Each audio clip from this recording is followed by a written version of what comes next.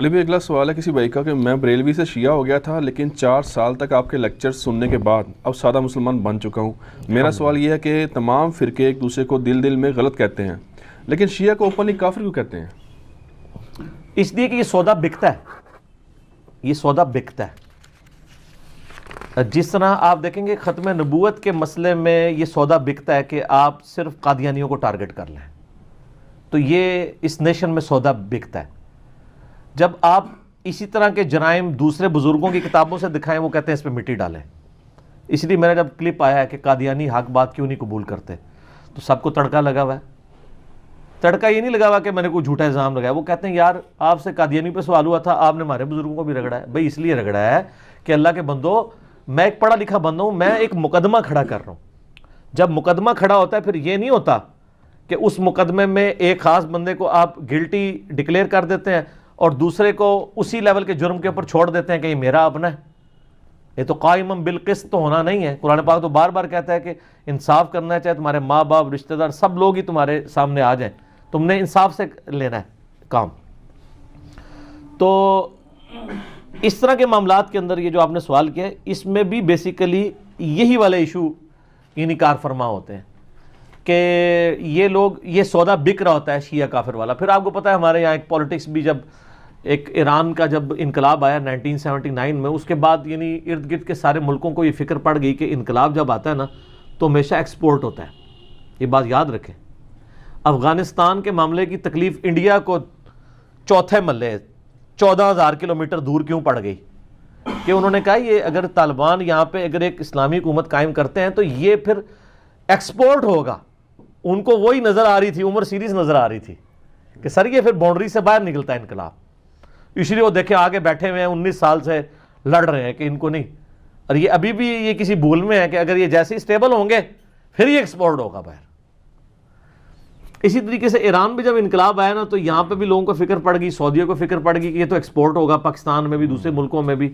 تو یہاں پہ پھر انہوں نے دہشت گرد تنظیموں کو بھرتی کیا اور وہ یعنی محبت صحابہ کے نام کے اوپر اور اس میں ظاہر ہے کہ وہ اعلی کار وہ رافضی قسم کے ذاکرین بھی بنے کہ جن کی بکواسات والی ویڈیوز عوام کے سامنے آئیں اور اس کے اوپر عوام مشتعل ہوئی اور اس طرح کے لوگ پھر اس طرح کی تنظیموں میں آ کے انہوں نے ایکٹیویٹیز پرفارم کی، امام بارگاہوں پہ حملے کیے. وہ جسٹیفائی نہیں ہے لیکن سبب یہ بھی بنے. لیکن ان کو میں اس لیے بھی جسٹیفائی نہیں کہتا کہ وہ 2 نمبر ہیں. جب اسی قسم کی گستاخیاں ہم نے ان کے بزرگوں کی دکھائی ہیں تو انہوں نے اپنی کسی مسجد کے اوپر بم نہیں مارا، اپنے کسی بزرگ کے مزار کے اوپر بم نہیں مارا. تو اس کا مطلب 2 نمبر ان کی ڈاکٹرائن چل رہی تھی نا. میں آپ کو اس پہ ایک لطیفہ سناتا ہوں. اسی طرح کی ایک العدم تنظیم کا ایک جو ہے نا وہ امیر تھا جیلم شہر میں. یہ 2008-9 کی بات ہے جب یہ ہمارا علمی فتنہ عالمی نہیں تھا. تو میں اپنے گھر میں چھوٹی سی مجلس کیا کرتا تھا، یعنی عربی والا فتنہ، پنجابی والا نہیں، آزمائش.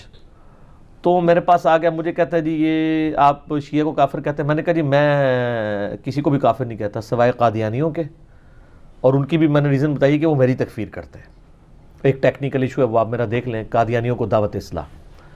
یہ سنیوں کا ایک فرقہ ہے قادیانی اور شیعہ کا ایک فرقہ ہے نصیریہ جو شام میں ہے، وہ حضرت علی علیہ السلام کو خدا کہتے ہیں. باقی تو میں سب کو مسلمان سمجھتا ہوں. کہتا نہیں جی ان کا کلمہ ہی لادا ہے. میں نے کہا کہاں سے لادا ہے؟ کہتے وہ کلمہ دیکھیں نا، لا الہ الا اللہ محمد رسول اللہ علی ولی اللہ.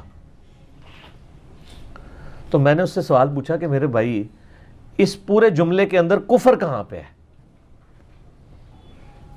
لا الہ الا اللہ محمد رسول اللہ یہ تو ہم پڑھتے ہیں، علی ولی اللہ کیا کفر ہے؟ کہتا نہیں یہ علی تو اللہ کے ولی ہیں. میں نے کہا علی نبی اللہ ہوتا، نبی اللہ ہوتا تو پھر کفر تھا. وہ تو کہتے ہیں محمد اور آل محمد ہے، وہ تو محمد اور آل علی بھی نہیں کہتے ہیں، وہ آل محمد کہتے ہیں. اچھا تو اس میں کفر کہاں آ گیا؟ وہ کہتا نہیں کلمہ بدل گیا. میں نے کہا تم یہ کہو کہ کلمے میں ایکسٹینشن آ گئی، اس کو بدعت کہہ دو.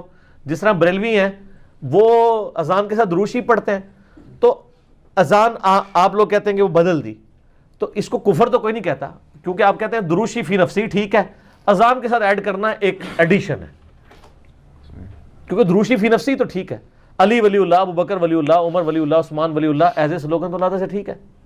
یہ لادہ بات ہے کہ سنی جو جمعے کے خطبوں کے اندر خلفائے راشدین کے اور امہات المومنین کے اور عشرہ مبشرہ کے نام لے رہے ہوتے ہیں، یہ بھی انہوں نے خود ہی داخل کیے نا. نبی علیہ السلام نے تو نہیں جمعے کے خطبے میں نام لیے یہ ایز اے سلوگن. میرا ایک کلپ بھی ہے شیعہ کا کلمہ کا ثبوت سوالیہ نشان، لاکھوں لوگوں نے دیکھا، میں نے اس میں یہ ساری باتیں کی. تو مجھے کہنے لگا کہ وہ نہیں یہ کافر ہے، وہ کلمہ بدل دیا. میں نے کہا اب مجھے بتاؤ، میں تمہیں ایسا کلمہ بتاتا ہوں کہ جس میں واقعی انہوں نے ولی اللہ کی بجائے رسول اللہ پڑھوایا ہوا ہے. لا الہ الا اللہ اشرف علی رسول اللہ، نعوذ باللہ. میں نے کہا یہ بتاؤ، کہتے ہیں اس کو چھوڑ دیں آپ. تو اس سے ہی پتہ چلی کہ یہ عشق صحابہ، عشق رسول 2 نمبر ہے. 2 نمبر بھی ویسے 2 نمبر کی توہین ہے. 2 نمبر بھی کہنا ہے گا یار 2 نمبر نہ کہ یہ 10 نمبر ہے. 2 نمبری بھی کسی بنیاد پہ ہو رہی ہوتی ہے، اس میں کوئی بندہ ڈیسیو ہو جاتا ہے. یہ تو بالکل واضح ہے. تو اس طرح کے معاملات کرتے ہیں. تو یہ ایک چونکہ اس وقت ایک انٹرنیشنل پالیٹکس تھی، اس کی وجہ سے ایک ادھر سلسلہ شروع ہوا. پھر آپ بتا ٹائلٹس میں بھی چاکنگ شروع ہوئی. حالانکہ میں نے بتایا کہ یہ سارے قرآن پاک کے حروف تہجی ہیں. آپ شیعہ کافر کہہ رہے ہیں، آپ قادیانی کافر بھی ٹائلٹس کے اندر تو نہیں لکھ سکتے.